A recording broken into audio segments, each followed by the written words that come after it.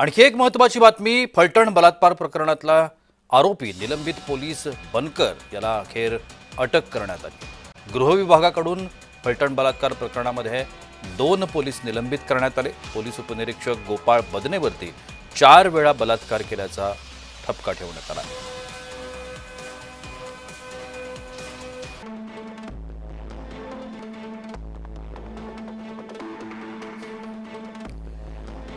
पुन्हा एकदा बघूया आपण काय घडलं। आत्महत्येपूर्वी पीडिता 23 ऑक्टोबरला रात्री 1:30 वाजता फलटणमधल्या हॉटेल मधुदीपमध्ये गेली। डॉक्टरची रूम महिला डॉक्टरकडून 2 दिवसासाठी आरक्षित करण्यात आली होती।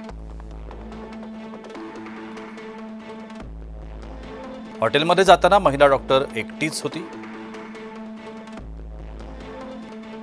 हॉटेल वास्तव्यात पीडिता आणि बदने तसंच बनकर यांच्यामध्ये अनेकदा फोनवर संभाषण झाल्याचं देखील निष्पन्न झालंय। दुसऱ्या दिवशी बराच वेळा खोलीचं दार न उघडल्यामुळे हॉटेल व्यवस्थापनाला संशय आला।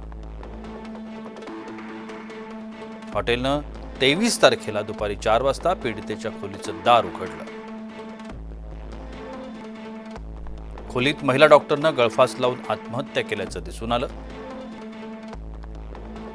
पीडितेच्या हाताची मूठ उघडल्यानंतर त्यावर तपशील आढळला।